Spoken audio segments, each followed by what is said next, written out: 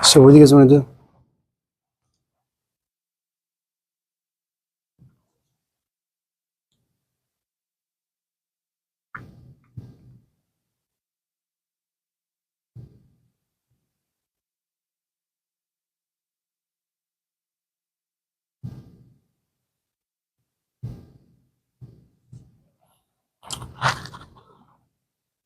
Yeah, yeah.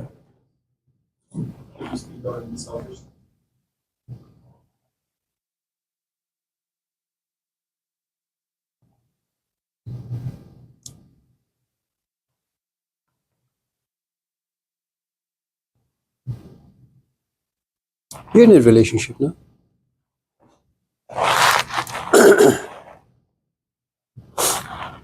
There are times you have a conflict with your companion, and you know you're right, but you look at the bigger picture and you realize that it's much better to keep the relationship than to win the argument. There's a part of you that desires to impose your rightness on your companion, but you sacrifice that for the well-being and you want the relationship to remain healthy. And so you overcome one aspect of selfishness for another, that for selfish reasons, and to some extent they have altruistic elements that you want your relationship to continue. So there is other part of you that's somewhat infantile and pathetic, and you overcome it. Selfishness is actually quite, I think, normal and natural and organic. It just really takes a long time to figure out what choices you need to make that serves you. It is true that at the age of 18, there is a part of you that desires to be autonomous, independent, and you look at your parents and you say, it's my life, I'm an American, I'm free, I want to drop out of school and just go and explore life. It's great.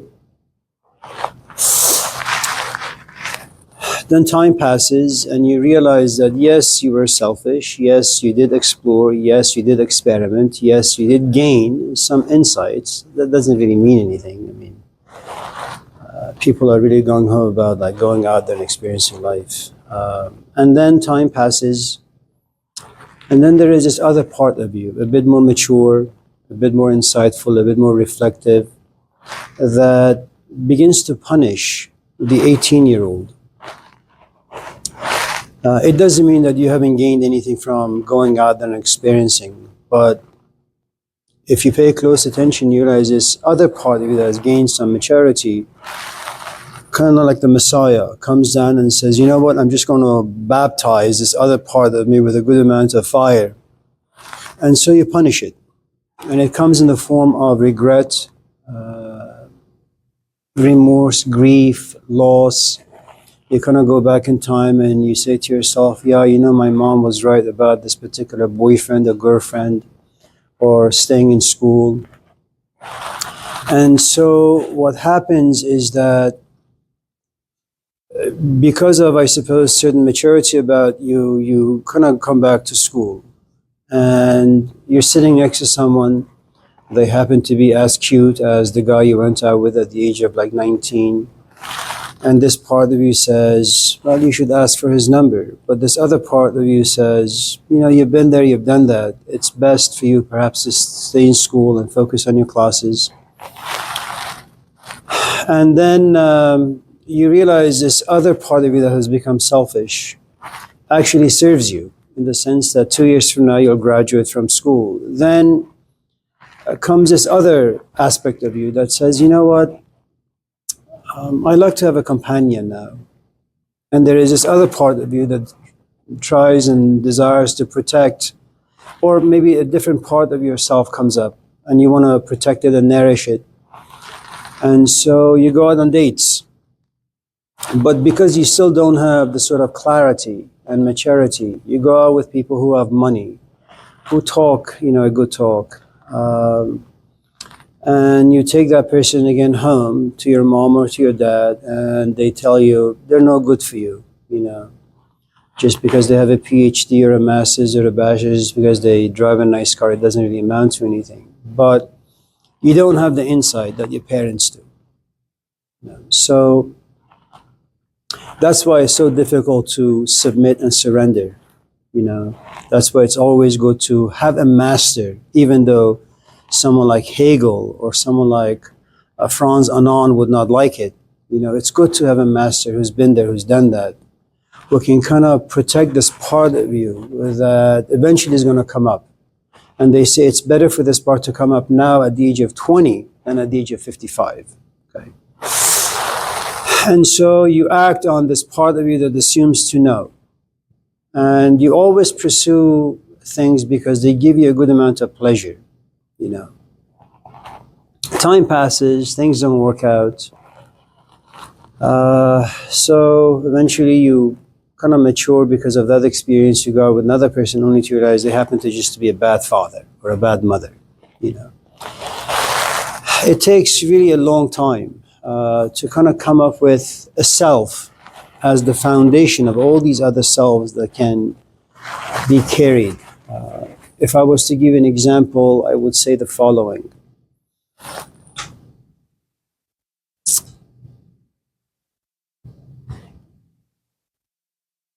If you were to focus on playing chess, okay, now that is a self that only desires to be around chess. People like Magnus Carlsen, for example.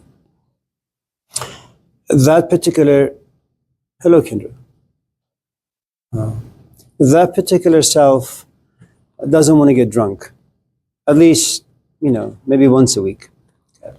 That particular self does not want too many distractions. That particular self has found something rather majestic or divine about Magnus Carlsen. And Magnus Carlsen has his own unique circle of friends, only play chess. Okay.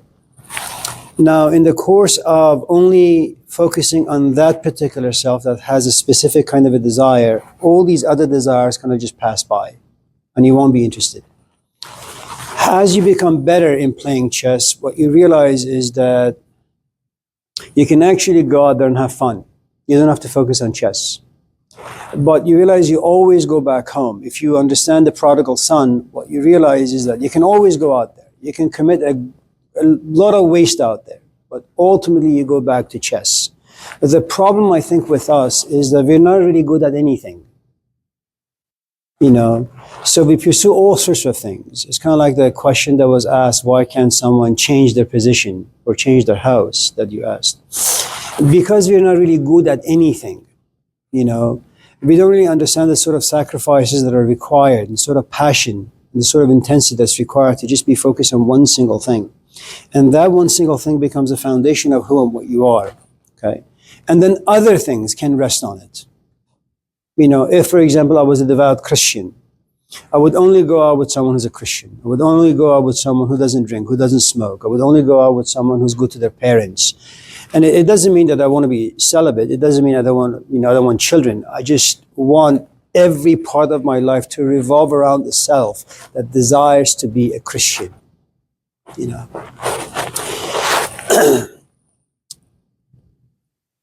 If I was to, forgive me again, to do this in a very personal and intimate way, I would say the following. When I was 16, 17, 18, I had options to do a lot of things. My bad luck, I ran into this 40-year-old man. Huge belly, bushy mustache, very focused, very determined. Had only one passion in life, which was to understand philosophy and religion, whatever that meant for him.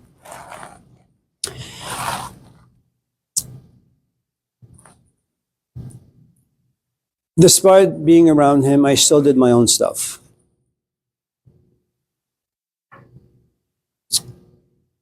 I don't know how you feel about me, but I look at myself, I look at my life, and I say, I am so glad that there came a point that just something about him grew inside me, because that made me become passionate about the things he was passionate in.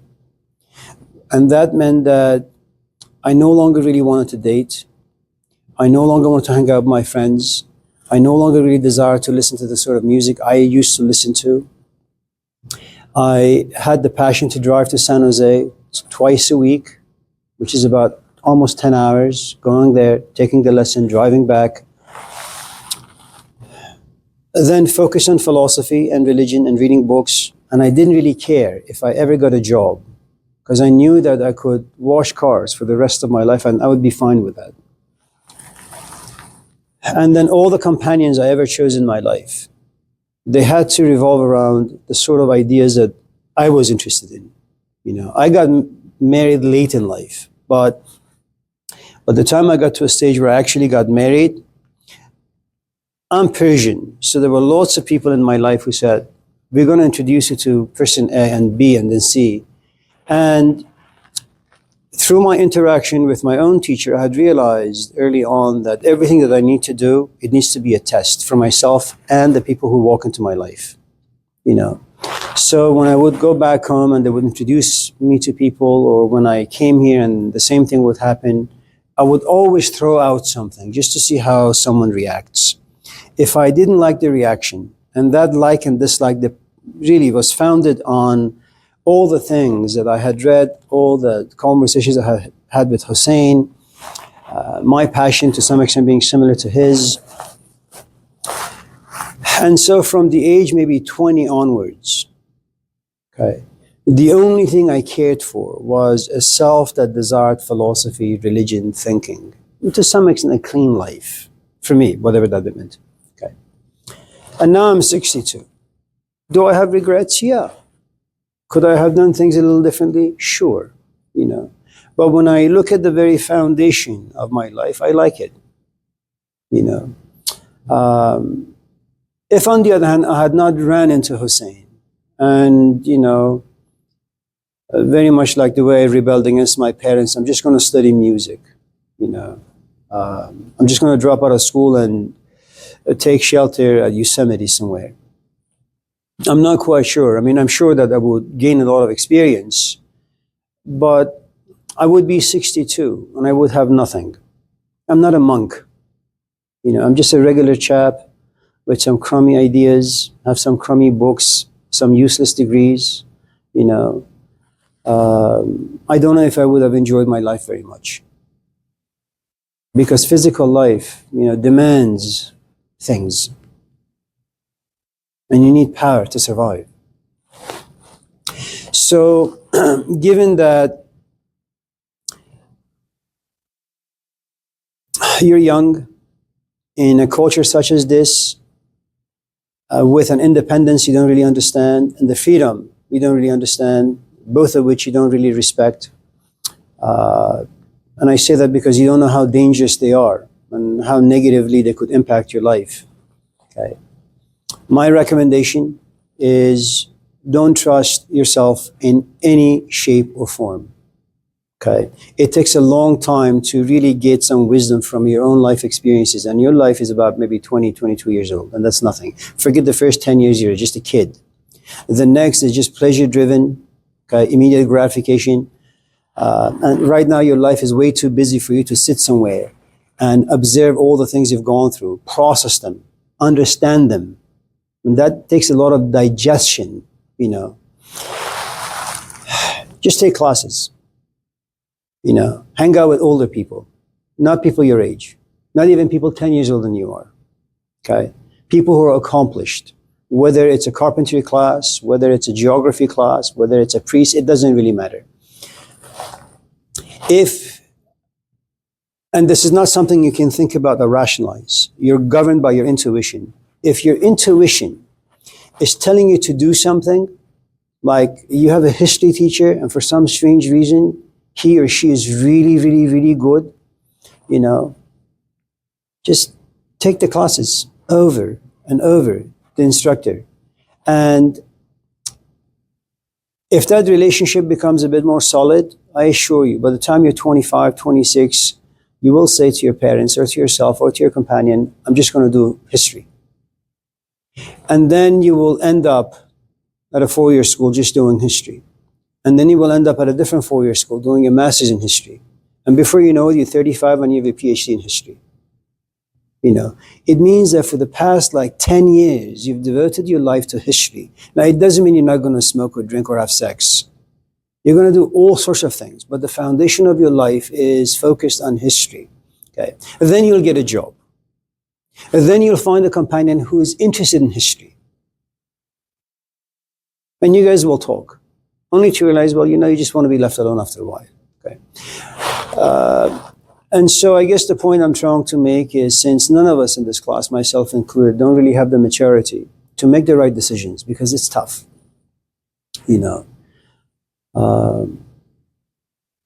don't know if you've ever tried buying a car, and if you know that your father is good at finances, he looks at cars, he knows what's good for you, what could be over your budget, for example.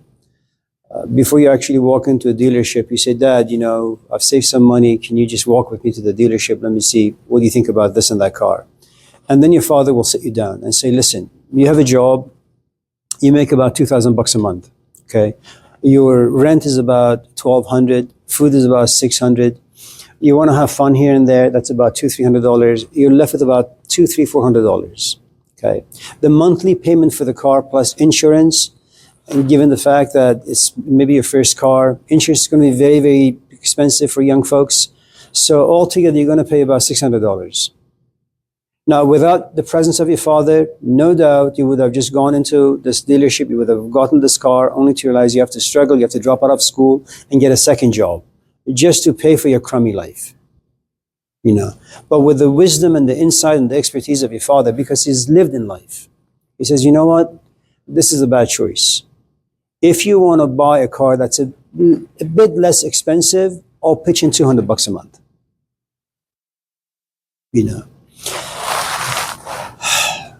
There is a part of you that you should profoundly disrespect and dishonor. The parts that are immature but have the power to make decisions, don't respect them. The parts of you that are reflective, are skeptical about some of the decisions that come out of you, honor those parts. The intuitive part of you, you always know. You always know that if the relationship is going to work or not. You always know. You always know if an instructor works for you or not. You just know. All of us have been given spidey senses. Now, what you're good at is being inauthentic, living in bad faith, that despite the fact that you turn the other direction. Okay. So,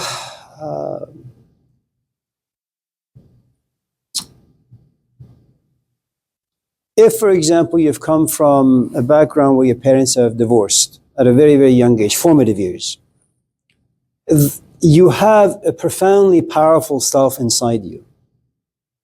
Whenever you go into any relationships, you walk with doubt. You walk with fear. That's a self. Now, what needs to happen? That self needs to be destroyed. As long as that self exists and it's the wrong self, and it's the wrong self that makes the decisions, as long as that exists, there's a good chance that you may be very successful in academia. You may make tons of money, but when it comes to interpersonal relationships, intimate relationships, you will get nowhere. It's impossible.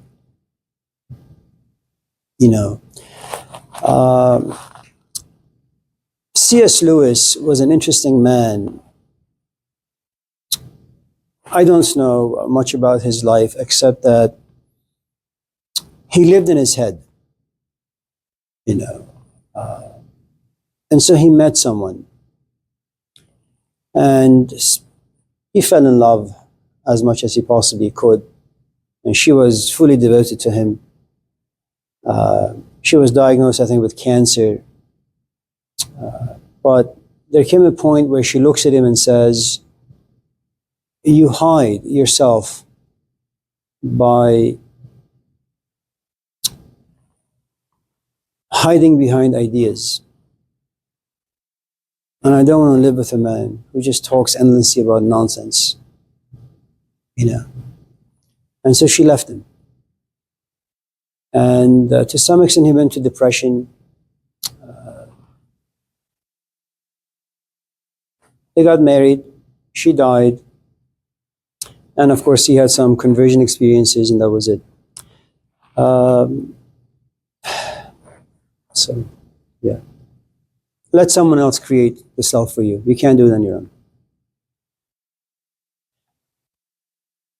There's a good chance you're not going to accept that because you don't live in a culture that has those narratives. I mean, it's very, very important. You know, modesty is just part of the Persian culture. I don't have to learn it. Everywhere I go in society, my parents, my sister, all the gatherings we've been for the past like 40 years, it's just part of who we are. Whenever you have a guest who enters into the room, everybody stands up. It's just something that culture gives you as a gift. It's a free gift. Here, you have to teach it to people. And this is a basic stuff. And so for me to say, when I walk into class, stand up, okay? Well, that doesn't exist here. Because you're going to say, well, who the hell does he think he is? You know, we are equal. We are this, we are that. And you realize, well, I have to kind of just put philosophy way over there and spend the next 10 years of my life just telling you the benefits of standing up. For someone who's a bit older, is a bit wiser, who's been to places you haven't yet been, you know, these are difficult for you to comprehend. And this is not like saying that there is anything wrong with it. I'm just saying that you have the collision of two very, very vastly different cultures. You know, so you know, it's kind of like going to a buffet. Just go to school is a buffet. I mean, society is a buffet. You know, and there are some things that you know taste bad, but you chew and swallow nevertheless.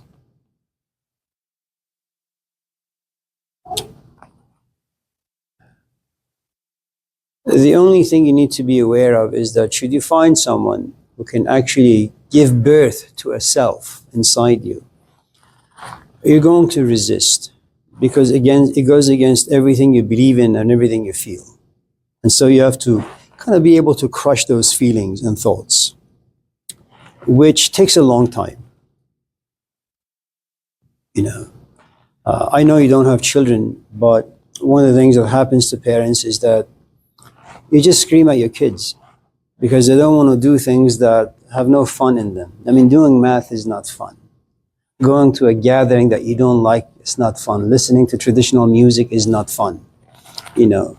But you keep imposing these things and eventually they go inside you. And time passes and your son says, I want to play the sitar now. So, okay.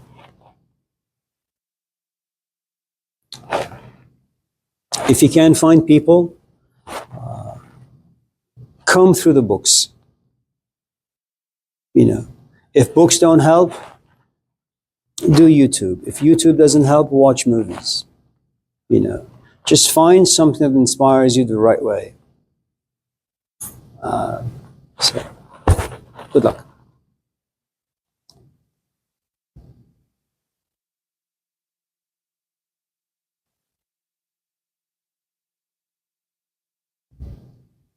Um, why do parents tell their kids about Santa Claus?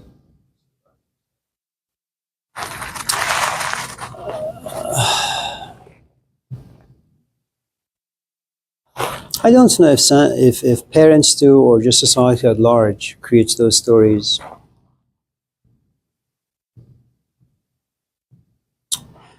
You know, you can take two approaches. The first approach is, I like Harry Potter movies. Life doesn't have very much magic in it. Life is just about responsibilities and obligations and busy work. That's what life is.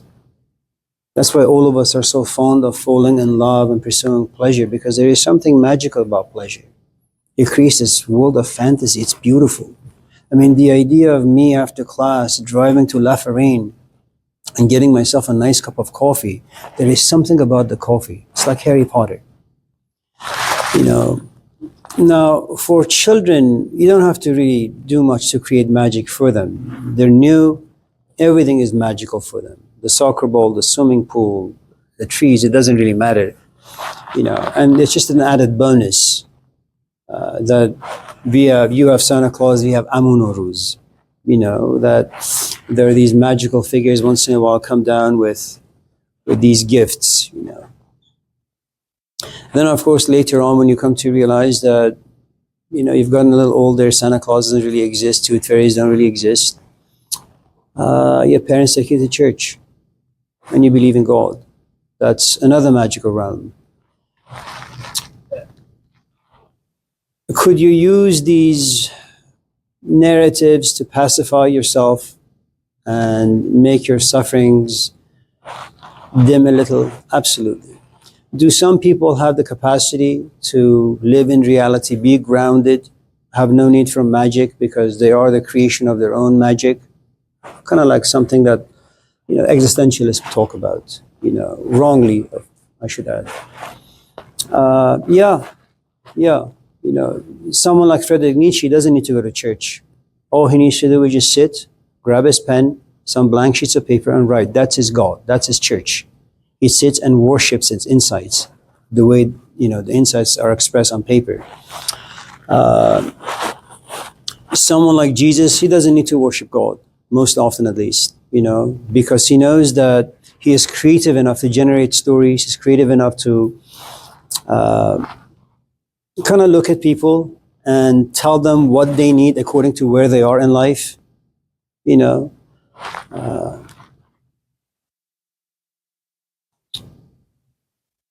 and so he gives them good advice, for example. Then once in a while, of course, he gets broken by life and his own psyche. Then he needs some magic. He says, God, for example. But all of us need stories. You have a future. You go to school because you say in a couple of years you want to graduate and then you want to do this, you want to do that. You and I have spoken a few times in the office, and you're a musician, and there is this narrative or fantasy inside your head. And in a couple of years, you're going to run into Prince and Michael Jackson, and they're going to inspire you to do A, B, C, D. They're going to resurrect from the dead and give you some insight as to how to play music and how to sing and how to do all sorts of things. That future is magical. That's your Santa Claus. You're waiting for Santa Claus to come down and give you gifts. All the things that you're doing right now is that 10 years from now, your life is going to be completely transformed. It's no different than people going to church and asking for some disease to be cured. There is also this other aspect, which is human beings, for the most part, we are really quite helpless. We are in a very strange position in life. We have a tiny amount of power in life, and life is huge, and life is big, and life is powerful. And sometimes you get crushed, and you need magic to pull yourself up. The people who ultimately have no magic in life, they become nihilists. Now, you can be a nihilist in a healthy way, or you could be a nihilist in a destructive way. At the core of nihilism is depression, sadness, that there is nothing meaningful out there. Some nihilists come to that conclusion, kind of like, Albert Camus, many of the existentialists, that, human beings, poor human beings, these poor creatures, we have all these dreams. We walk into life. But we don't really understand this. Life doesn't really much care for us, But you need the dreams. So instead of saying life has no meaning, he just says life is absurd. In nihilism is kind of like the Buddha, like Jesus, like Muhammad, where you try to find meaning in society, but it's not there. Nothing nourishes you. And so you say living in society is meaningless. So from 9 to 5 in the afternoon, you go and walk into a cave and sit in the cave. And even though the cave has nothing to offer you, what you do is you just sit. Maybe you sit depressed, maybe you chant Coca-Cola, who the hell knows, And then you realize that society has no meaning to offer you, but the cave does. Because what the cave does, it offers you no self-reflection. See, when I come to class and you ask me a question, and I'm forced to respond to your question, if I'm fumbling left and right, through you, I get to see myself. And then I begin to hear my own expression, and I realize how lousy I really sound. I am incoherent, I am unintelligent, I'm not making any sense. And you make me feel bad without really knowing. If I walk into a cave, and that's one of the things about people who are depressed, they don't really want to be around other people because other people become a reflection of who and what they are, and they don't like what they see about themselves. Okay. So, stories are good.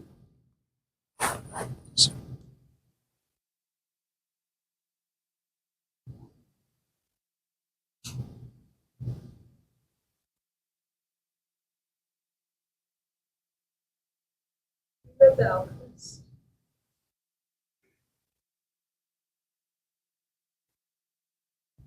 آنان که خاک را به نظر کیمیا کنند آیا بود که گوشی چشمی به ما کنند. Alchemy.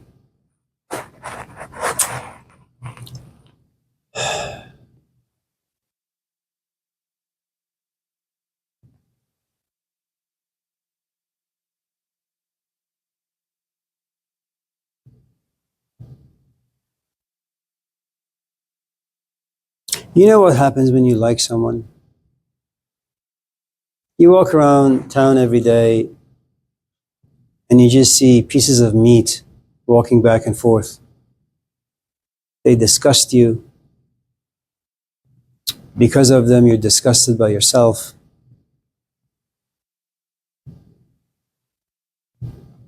You hate being around them. You hate touching them. You hate having sex with them because they reduce you to meat and waste. Everything about your life is meaningless. Then someone catches your eye. Magic happens.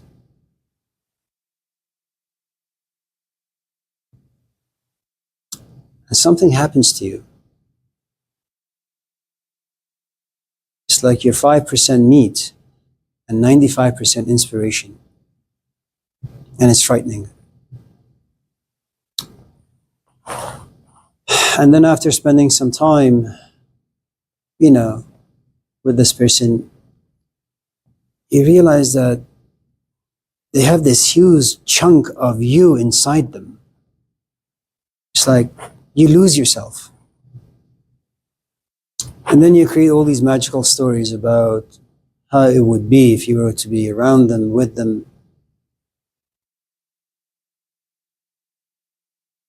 And then love happens.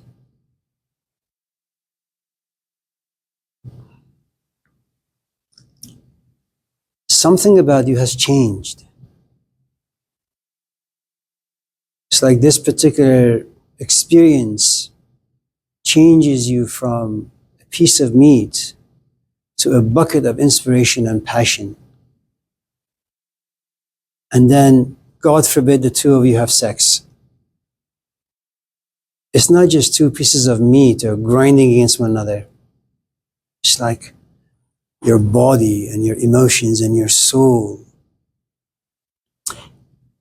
And the pleasure is, it like plunges you into the present moment. You feel everything. And you're just right there.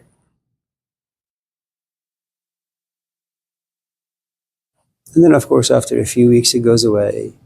And you spend the rest of your life looking for this particular magic. That's alchemy. آنان که خاک را به نظر کیمیا کنند.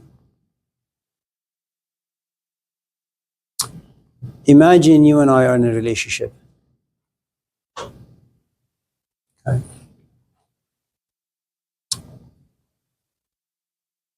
And one day as I'm walking around the lake, I see you with Jason over there, sitting, laughing, having a good time. All of a sudden, because I'm a man, jealous, envious, the fact that when you and I get together, we have nothing to talk about, I see you with him and you're all giggling. I walk towards the two of you. It may be completely innocent. And I look at you. And the way I look at you, all of a sudden you feel ashamed. That's alchemy.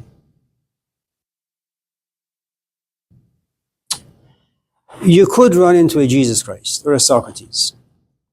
They will create a different kind of alchemy. They will change you. You know, the story of Pegasus is just that. That Socrates finds a worthy student, and he says, "I want to be a midwife to this person, but before I can deliver this child inside them, first I have to get them pregnant. But before I get them pregnant, I have to sit on them, and then I got to bite them. And I'm going to, do a couple of bites to see if they'll invite me back for more bites. Sometimes, and the thing about biting is, you wake up at 5 or 6 or 7, you walk from class A, then to class B, then to class C, but you are walking. And you look at every class as busy work. Then you take an astronomy class. For some strange reason, it just goes inside you and you don't know why. And as you walk into class D, you say, no, I don't want to walk to another class. I want to stay in this class. You've been stung.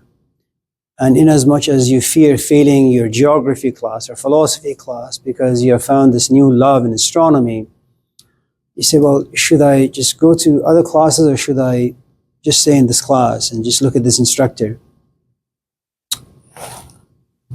Some people, just after a couple of bites, they leave. And so Socrates comes to realize, well, he can't really be a midwife to these people. Once in a while, he sits on this horse, me, or you, and bites them. And every bite is painful. But something happens to you when you have pain, when something hurts you. You jump. Ow. And every time you say, ow, you get an inch above the ground. And every time you go above the ground, you see things. It's like you've been on the plane, you look down and things look so small and you say, really, how could people take their lives so seriously? Look at them. Imagine if you had aliens out there somewhere, very intelligent, right? And they look down and they see all these people are going to therapy sessions and taking themselves very seriously. Say, really, what's wrong with these people? Don't they know they're like a speck of dust in the middle of nowhere? What's wrong with them? And the problem with Socrates biting you and you kind of saying ow and jumping a little bit, you begin to see yourself differently, you begin to see other people differently, you begin to see life differently. And everything goes against all the things you've ever believed in. But it's too much sometimes for some people. So they just go back to their routines of life, what is comfortable for them, what their habit, seeing, looking, feeling.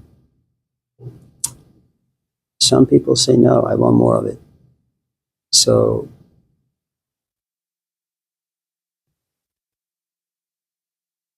they give themselves to Socrates, and Socrates bites and bites and bites and bites.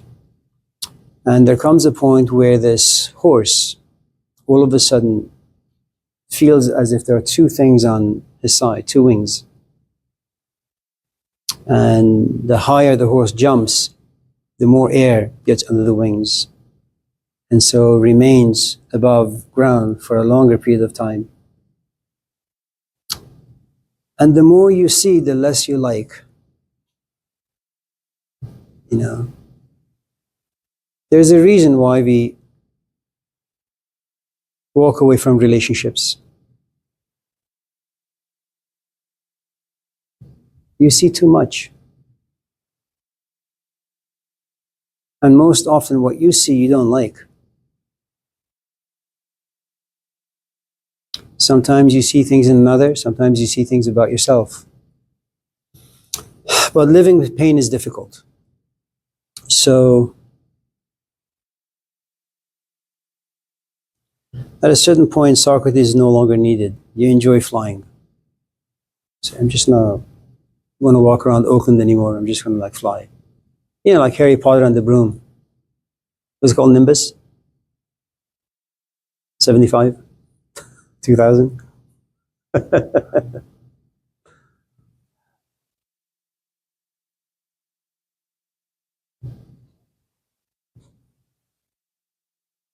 Amir.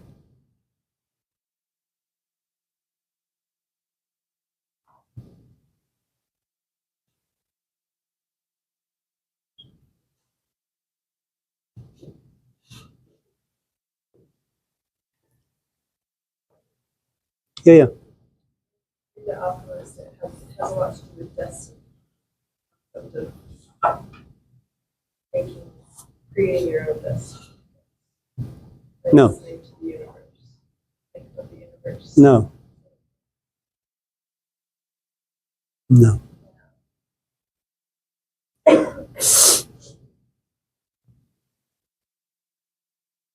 I mean, Nietzsche has a similar concept that you should dance to the music that lives inside you.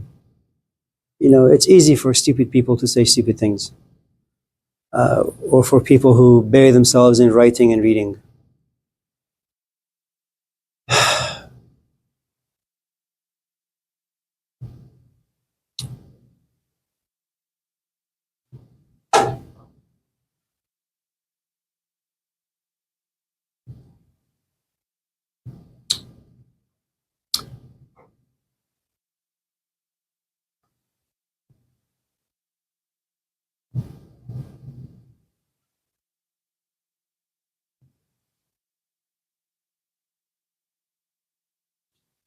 Do you know how to listen?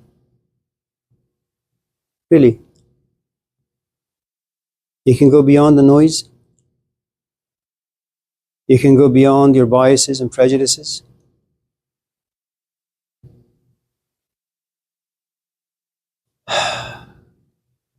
Can you refrain from your own ways of interpreting experiences? Do you even know what the universe wants from you? I mean, I know these are like, these bumper stickers sound really, really good. Destiny and this and that. The first thing I think that one should recognize, if one doesn't desire to self deceive, is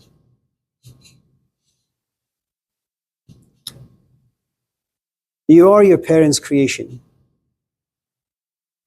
Then you are the creation of education. Then you're the creation of the social world. Then you're the creation of the political world. Then you're the creation of your own assumptions. Then you're the creation of your own experiences, all filtered perhaps in the wrong way. In the end, you're nothing but a bucket of biases and prejudices and experiences you don't really understand.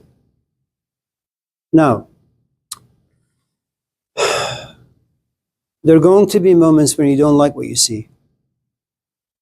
And instead of praying to Yahweh, you pray to the universe. The only thing you have access to is you don't like who you are. You don't like what your parents have done to you. You don't like what education has done to you. You don't like what society and politics and religion have done to you. You don't like social advertisement. These are things you know you don't like. And because we are post World War II and everything is a mess and there are no guidance of any kind for any of us, we look to the universe. I mean, it's kind of like walking into a room that hasn't been cleaned for like 5,000 years and you're looking for socks. It's a mess. I mean, it is true that, I don't know if the book is saying that to you. Lao Tzu said the same thing. Allow the Tao to govern you. You fucking kidding me? The Tao? You want the life force to guide my life? Where the hell do I find it? How do I even become worthy of that?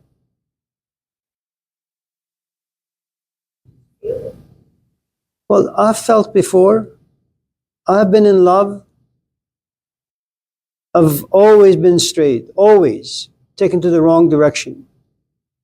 Even if you feel it, what's the use when you don't really understand it? Just go with the flow? Let's just go with the flow, and then what?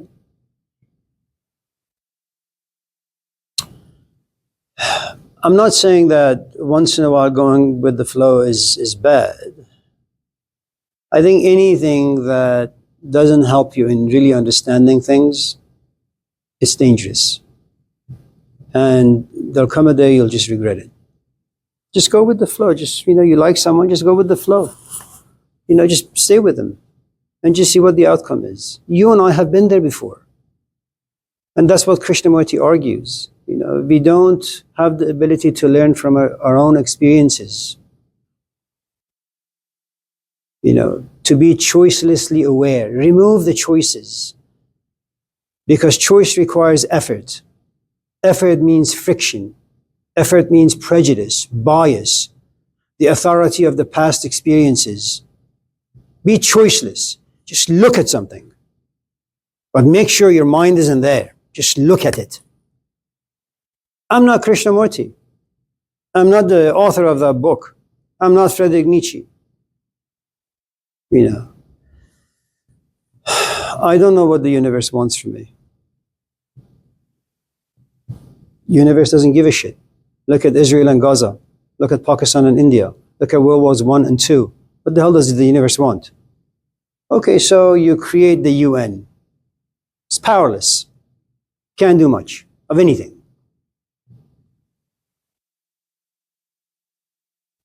The universe has nothing to say. The only universe you need to listen to are your own experiences. And that's frightening.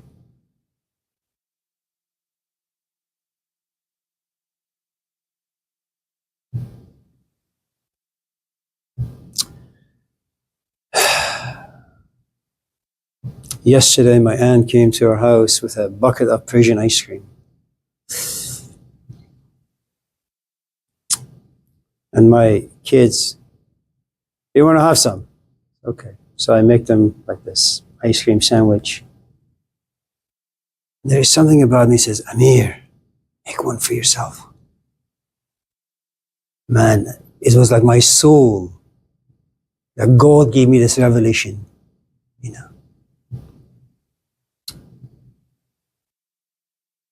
So go with the flow.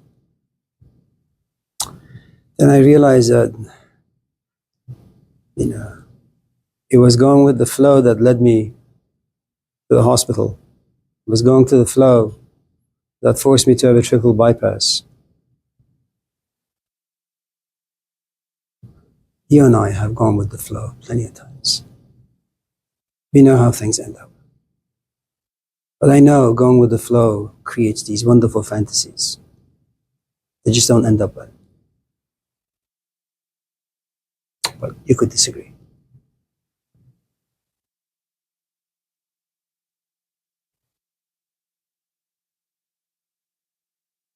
And going with the flow is like you improvise. Are you a good pianist? Okay. If you think back as to how you became a good pianist, hopefully you had a teacher. She teaches you how to read the music sheet, some basic songs initially. It becomes more and more complicated. Then one day you hear your best friend is dead. Like Noah, life disappears. Turn off the lights, you sit behind the piano, close your eyes, and then you improvise. And you know why you can do that? Because of 10 years of focused training. Now that is going with the flow. You allow the grief to express itself naturally. And you have the talent and the expertise and the proficiency of how to play piano really, really well. Now that is a great way of going with the flow. You're not going to play Chopin. You're not going to play Beethoven. You're going to play you. You're going to allow the grief to soak you. And you express it through your proficiency. Now that's a good going with the flow.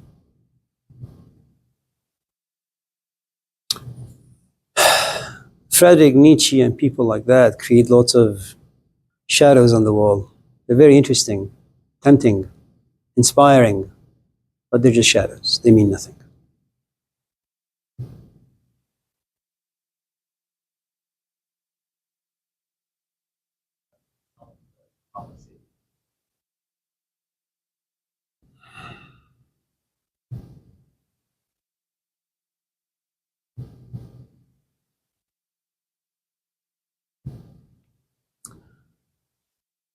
I don't really know what it means. I used to have some ideas, but it's not something I've thought about.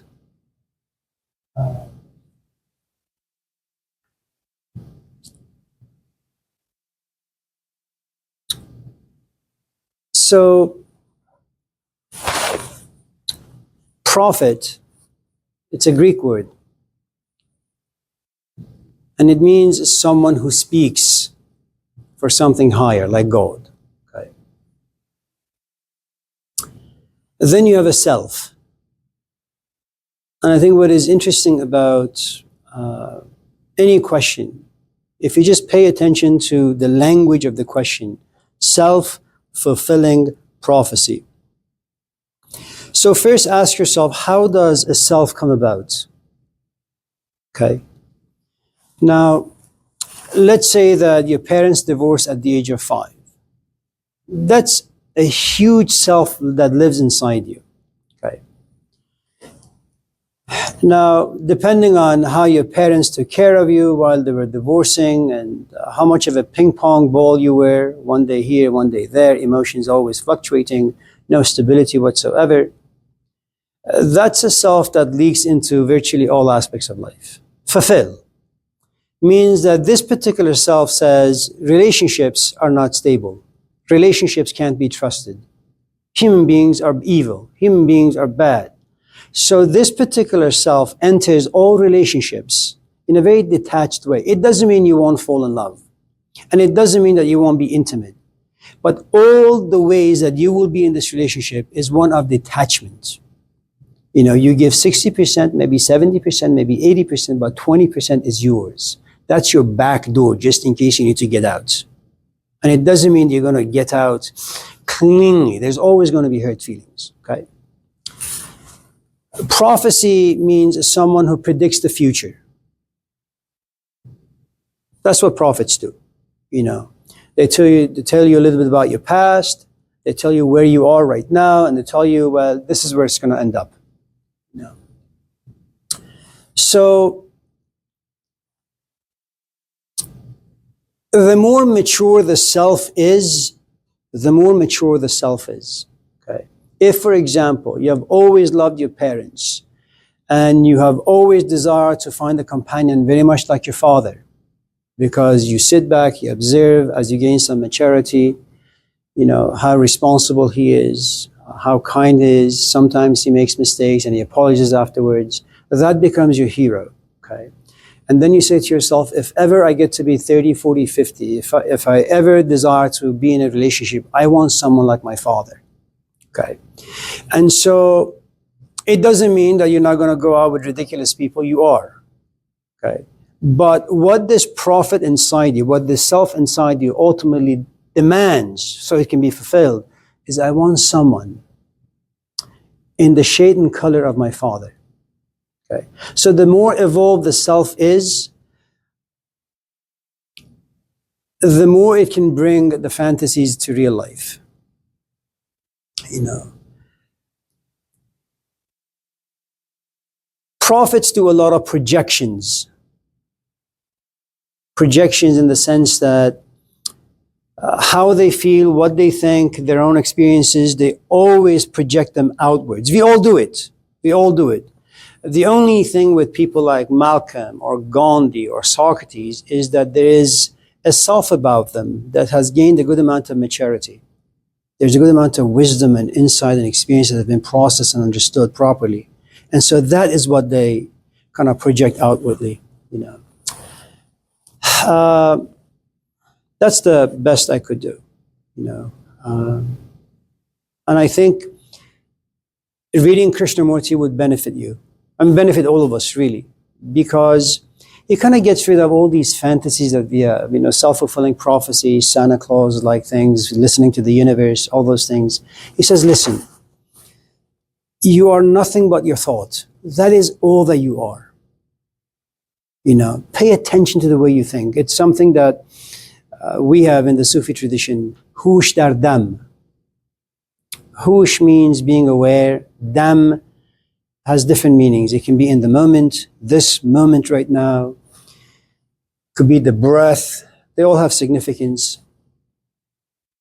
That just pay attention to the flow of your thoughts, to the flow of your emotions. Why do you believe this? Where did it come from? How do you know it's true? Why do you want to follow it? So eventually how you are inside will project itself outwardly. You will fulfill it.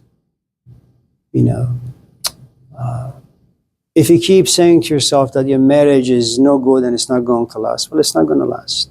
Eventually your desire will be fulfilled.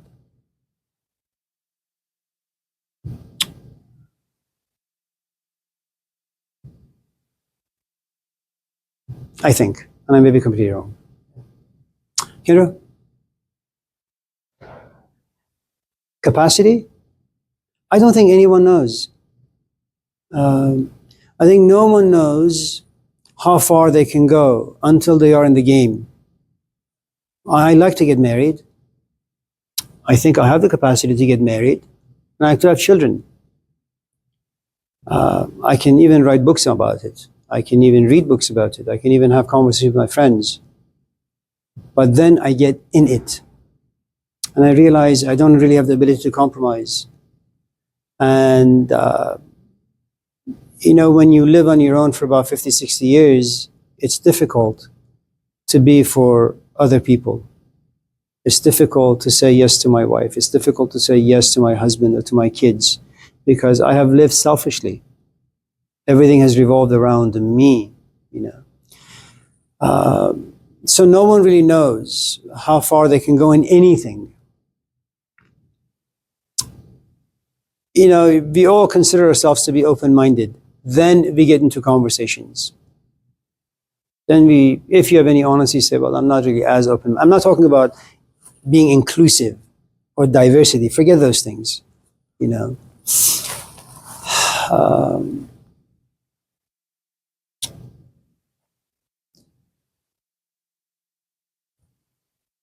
For someone like Plato and Socrates are very, very different people. Socrates enjoys just hanging out with anybody. It doesn't really matter. He just is looking for a good conversation. Okay. Now you would think you would have the capacity that your teacher has. Plato came to realize he doesn't have that capacity. He doesn't have time for bullshit. He said, you know what? I'm just going to invite only a selected group of people to my school. And I'm going to entertain only a few questions that are interesting for me. That's his capacity. I think when you're outside of life, you can talk really nicely about all sorts of things. If you're like a Beethoven, inviting people to kind of listen to the music that lives inside them, but Beethoven is a genius. I can't sit and write like Nietzsche. And the idea of saying, well, listen to the music on the inside. I got no music, man. What I have is chaos. My wife plays one instrument inside me, my kids another instrument, society another instrument, my students another instrument. When you listen to this, you get a headache, So the idea of me reading Nietzsche and saying, well, this is what I want to do, well, as a fantasy, it's wonderful, it's beautiful. But when you sit and try to listen to this music and be in harmony with it, you realize, well, you don't really have the capacity or the patience. I mean, look at what technology has done to us. It's really, really difficult to sit still, focused, for more than half hour. Just grab the TV remote and see what your capacity is. I mean, that's basic thing that you can do to understand. Now, it may be that as you walk home, you're going to say, I'm just going to go home and sit and focus on this for 5 hours. Not possible. Because we're made differently now. So, and that's one of the things that All of us hunger for beauty. I think all of us hunger for being in the presence of perfection of sorts. And we want to be around it all the time. It's a really, really nice story. But you have no idea what perfection demands. You have no idea what beauty demands. And you have no idea if you're going to survive the demands. What history has revealed to us, oftentimes, people don't have capacity. You know. I think Nietzsche was right in the sense that we killed Jesus not because he was right or because he was truthful. We killed Jesus because we didn't have the capacity to witness our own ugliness. It's too much. So as long as he's not there, well, there is no mirror. And if there is no mirror, there is no reflection. You don't see yourself. You know, that's why traveling to the past and digging up some of these memories that are painful is so difficult for us, because they kind of tell us what wimps we are. You know, that we are limited in so many different ways. So again, going back to your question, capacity, no one knows. No one knows.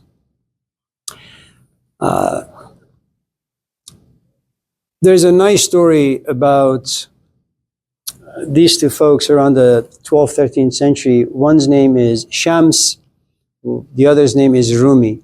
So one day, and Shams is like 60, Rumi is about 40, and Shams doesn't want to waste his time. You know, he's too old, he's was always really kind of mean.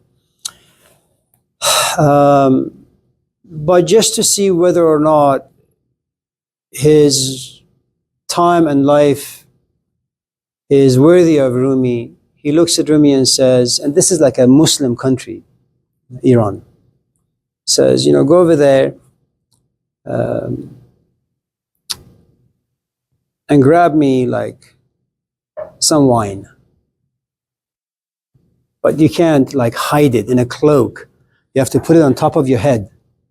And Rumi says, you know who I am? I'm Rumi. Everybody knows me. You know? What are they going to say? And so you're doing two things.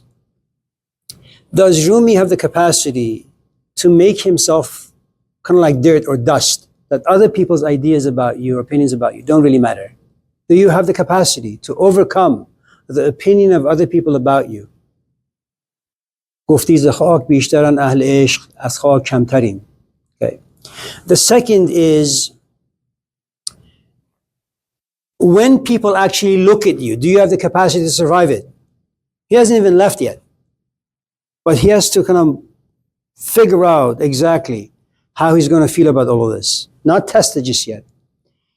The other aspect of it is Rumi willing to listen to his teacher?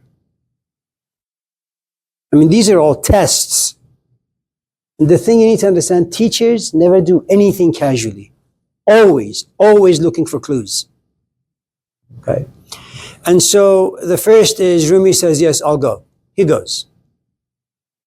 Okay, so that he can do because he's walking empty-handed. Then he walks back and he's fine. As he's walking back, and this is something that Shams also begins to recognize, that Rumi has completely surrendered himself, you know, to Shams.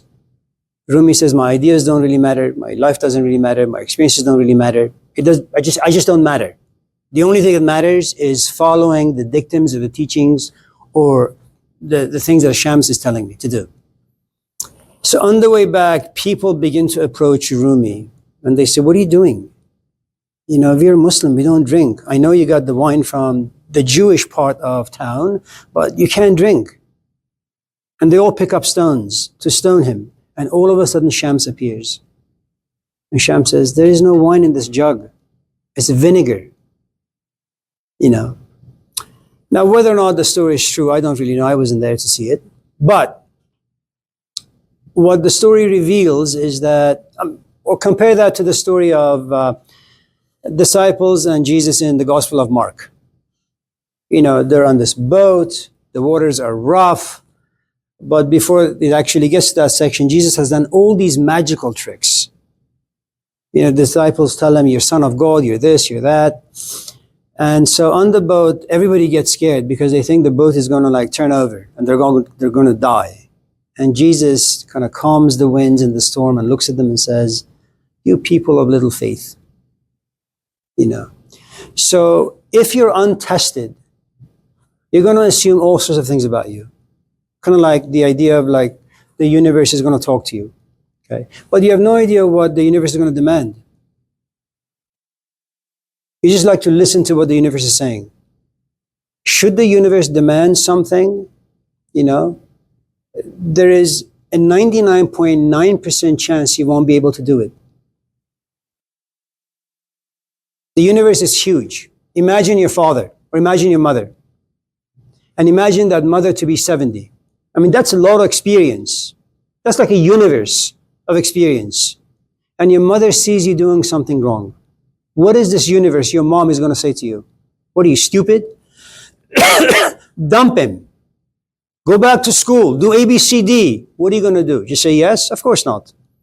We hardly are able to listen to people who have a bit more experience than us. We do. You know, Cosmos is a completely different scenario.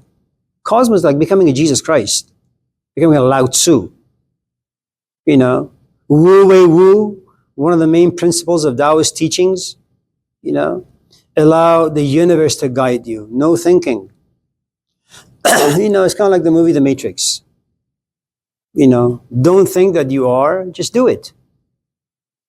You know, and it's tough. So again, going back to your question, capacity, it's a mystery.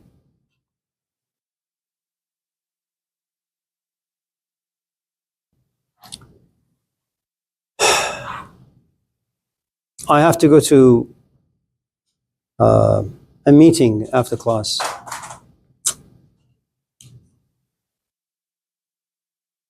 I think I'm a patient man. But should I hear something wrong, I will explode.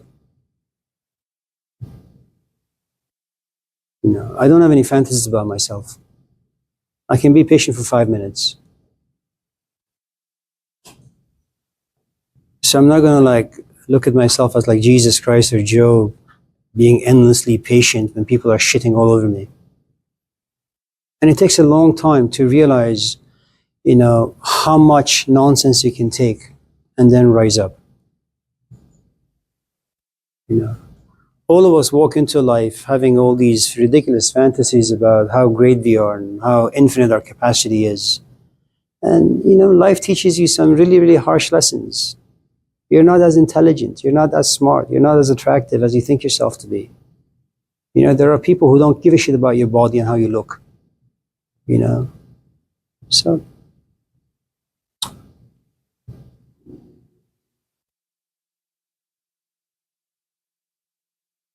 maybe anything. It's okay. Is it 10:15? Well, it's really good to see all of you.